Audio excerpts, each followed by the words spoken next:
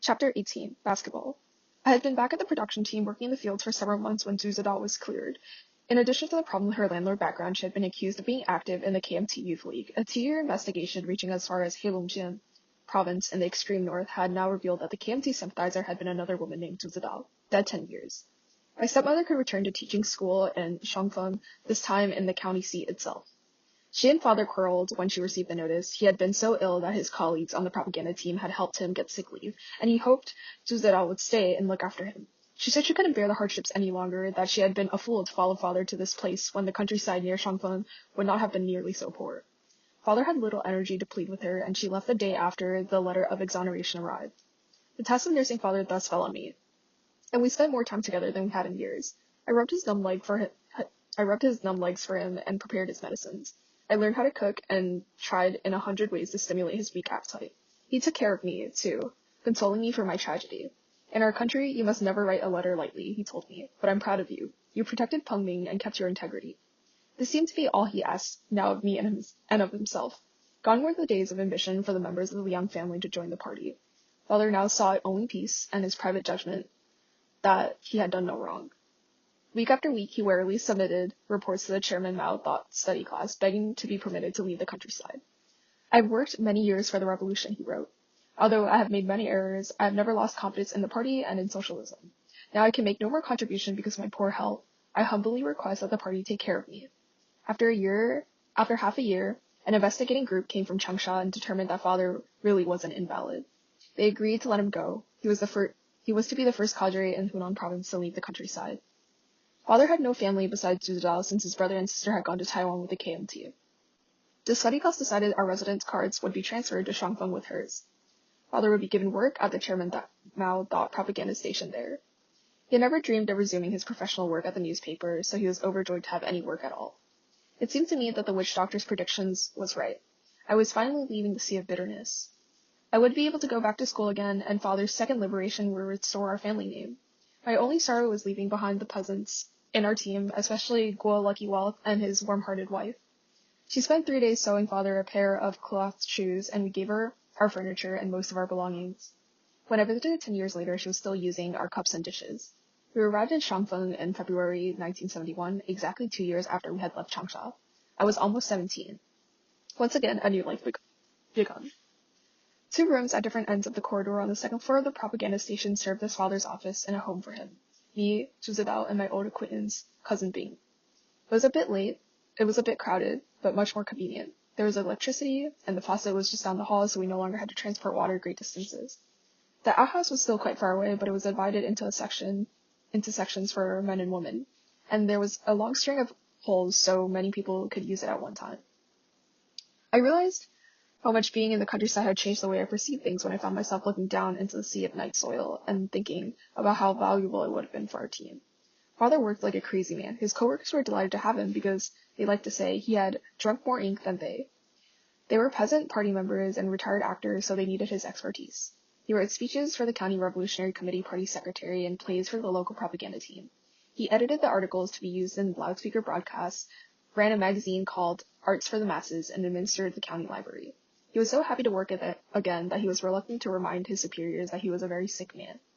As for me, I discovered my own route to glory, basketball. Ever since the Cultural Revolution had begun to emphasize culture for the masses, sports, music, and dance had taken on an unprecedented importance all over the country. Nearly every work unit had established its own artistic troops and basketball and ping pong teams. And these competed with those of other work units within the same administrative level. Excellence often brought you in greater recognition of revolutionary achievement than high scholastics or production standards. I had not been in upper middle school for a week when Coach Shapiro approached me. At 5'11", I was already the tallest in the whole school. It would be a real waste, he said, if I didn't learn how to play ball. I had planned to focus on my studies, but after Coach visited our home to speak with father, I began to understand the advantage of developing athletic skills. Coach Shapiro had a sense of humor. Is your father here a party member, he asked me. No. Any army men in your family? No. Any revolutionary cadres? No. Well, let me tell you something, my boy. During the past few years, nearly all of my athletes have found work.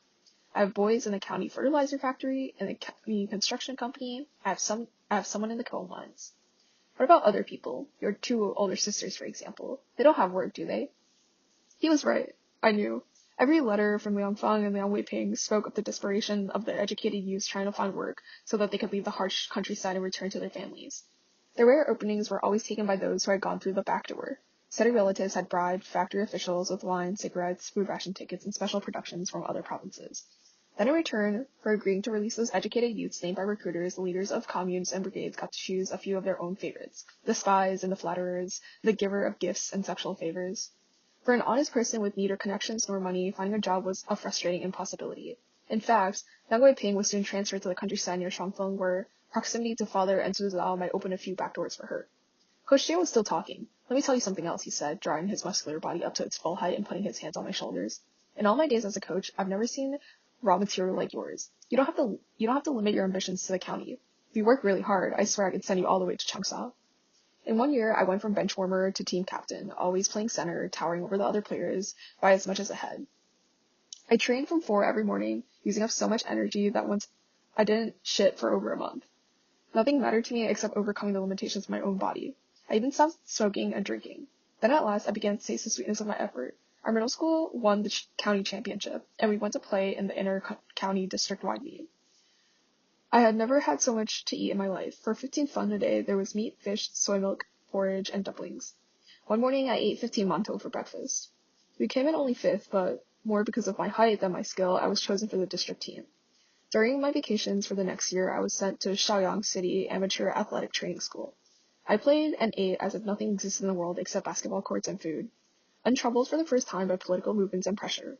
I grew to a height of 6'1", extraordinary, in southern China. As far as I was concerned, I had grown right up into heaven. At last we were sent to play in the province-wide inter-district meet in Yueyang City, north of Changsha. It was the fall of 1972, and I was 18. My teammates and I knew we had no possibility of winning or even placing, but the enthusiasm of the fans was enough to make us play our best. Sports was the only area of life relatively free from politics, and despite dampening effects of the slogan like friendship first, competition second, the crowds were tremendous. Then, on the last day of the competition, the coach told me that a coach from the provincial sports committee wanted to speak to me. My heart was pounding as the coach poured me tea. Young man, he said, without further preliminaries, your build is excellent and you've got great promise. Hunan province wants to make you into a basketball player. I could hardly control my hand to fill out the mountain of forms. I might have work, my own salary. Father would be proud. I could return to Changsha. When I was done, the coach shook my hand with the easy confidence of a professional athlete. Just go home and continue with your studies, he said. We'll have to discuss things and make arrangements, but you'll probably be hearing from us before too long.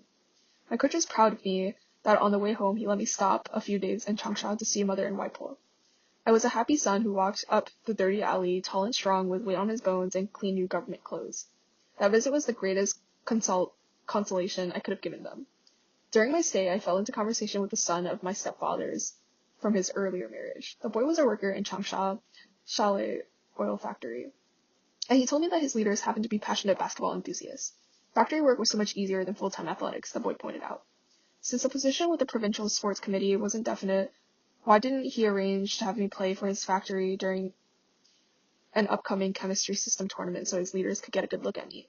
I agreed, of course. The more opportunities I had, the better. The match was held in the Workers' Palace, open to the late autumn stars, with an audience of thousands. I felt unusually nervous as I went through my paces during warm-up. I knew my fate depended on how I played. Before I had a chance to really show my stuff, though, the judges disqualified me because I wasn't a Chalet oil factory worker. The factory leaders were so angry that they were friendlier to me than ever. They had seen enough. Go home, they said. We'll have representatives out here in Shangfeng within 2 days. Things were happening so fast I could hardly believe they were true, but I soon discovered that the obstacles were greater than I had expected. First, I had to get father's permission to be a worker, and to my surprise, he wouldn't give it. He wanted me to go to college so that I could have a literary career and continue for him the work that had been interrupted. He knew that I loved literature and that I was quick in my studies. If I went down again to the countryside after my graduation from middle school, perhaps the peasants would recommend me as a worker-peasant soldier candidate, one of the new students of the Cultural Revolution era. Liang Weiping, who was now working as a cook in a nearby commune, did not hesitate to speak her mind. Father, you're crazy, she said. Do you not realize how much of your salary I spent on gifts to officials just to get me transferred this far? Do you realize how much it costs to build a good connection with somebody? If Liang goes back to the countryside as an educated youth, he'll lose his resident card, and who knows if he'll ever make it back. Even as an outhouse cleaner. You think he could be a college student? Wake up, father, times have changed. The only door to college is the back door. Judith had her point of view too. It's terribly expensive for the family to live apart, she said. Together we can get along with only 2 dishes of fat pork and cabbage, but if Liang goes back to the countryside, we can hardly afford to send him money every month. We all sighed over the irony of the situation. Although I had just spent 2 years in the countryside, I was bound to return as soon as I graduated, unless I could get a medical exemption. Perhaps only a factory that wanted me badly, could help bend the rules enough to save me. The news that the Hunan Province Sports Committee had spoken to me spread fast, and the day after my arrival at home, I received visits from representatives no less than 4 Shangfeng County factories, all offering me work. The Changsha Chalet Oil Factory officials arrived too, and they all performed a delicate little play in our apartment, making small talk on various subjects so as to avoid stating the real purpose of their visit. At last, only the oil factory representatives remained, and they spoke with father long into the night, persuading him to let me become a worker. They would give me a strenuous job classification, they said, so that I could get a generous rice ration. They would give me an extra long bed so that I would be comfortable. They would guarantee that I would be taken on as a regular worker after my 3-year apprenticeship. Perhaps it was the thought that I would be able to settle in a city where he had worked for more than 20 years that finally melted father. That evening he gave his consent. The transfer process was far from easy, even with the factory officials' support. First I needed to be declared ill so as to have grounds for remaining in the city. Judith was rapidly becoming an expert in the art of going through the back door, and she knew a doctor at a local clinic. She paid him a call, leaving a carton of expensive cigarettes discreetly on a side table as she left. Suddenly, I had high blood pressure and a heart disease. Coach Xie assured school officials that my story was true, and I received permission to drop out of middle school. The worst problem was yet to be solved. I needed the permission of the Public Security Bureau to have my resident card transferred to the city. Even in normal circumstances, this is next to impossible, but the problem in my case was compounded because of the jealousy of Shangfeng factories that had failed to get me. They had threatened to complain to the county sports committee that a local talent was escaping through the back door. If the county sports committee told the Bureau of Culture and Education that my medical excuse was a fraud, a word to the Public Security Bureau would close Changsha off to me forever. The 2 chalet factory workers rushed from place to place, submitting reports like ants on a hot stove, but all their requests were turned down. Finally, they asked my family if we didn't know someone in the county revolutionary committee. A telephone call from a really high official would solve the whole problem. Father had been unusually withdrawn ever since I returned with my news, and now he did not volunteer the information that the rest of us knew quite well. He was writing a speech for the county party secretary. After the officials left, Judith urged him to go see the man, and then Liang Weiping and I had our turns. Father adamantly refused. I don't want to have anything to do with such practices, he said. It's all I can do to write speeches about politics that have nothing to do with the practical situation. I won't go begging officials to do me favors as well. It was clearly hopeless. Finally, Judith stood up. I'll go myself then. Surely you can't object that. She bent into the recess of a wardrobe, drew out 2 dusty bottles of fine grape wine. She brushed them off with a cloth and put them in a plain black bag, and was gone. Within an hour, she was back, her bag empty. It's settled, she announced. It couldn't have been easier. I told him I was your wife, and he was very friendly. Then I told him about Liang Hen's situation. Then I told him about Liang Hen's chance to work, of course. I didn't mention that he's an athlete. And he was so sympathetic that he made a call to the Public Security Bureau on the spot. That evening, the factory officials held a banquet for my family at their hostel, and I had time to reflect on my good fortune. Others had to spend money to bribe factory officials, but factory officials were spending money on me as if I was so precious that they were still afraid I might change my mind. Father said goodbye to me that night. For a long time he laid on his bed without saying anything. Then he took out a yellowed collection of his poems and stories from the bottom of a wooden box. I had never known that anything had been saved the night of the search raid. Father gave them to me, saying, "In our society you can't choose your occupation freely. As your father, I know you have a talent for literature. Even though the writing profession is a dangerous one, I still want you to follow that road." He swallowed. "I'm sure you'll find the factory a rich source of material." These words saddened me, even as they encouraged me. I saw that father himself had given up. I looked one last time at the beloved face, the broad forehead lined with defeat, the sparkling eyes dulled behind thicker and thicker glasses. I said, "Father, no matter where I go and what I become, I will never find a better teacher than you. I won't disappoint you." Before dawn the next morning, the factory officials roused me to catch the bus to Changsha. Weeks after, I learned that the county party secretary had rescinded his approval of my transfer at the request of the local sports committee, but it was already too late. Once again, I had a Changsha resident card, the most precious thing I own.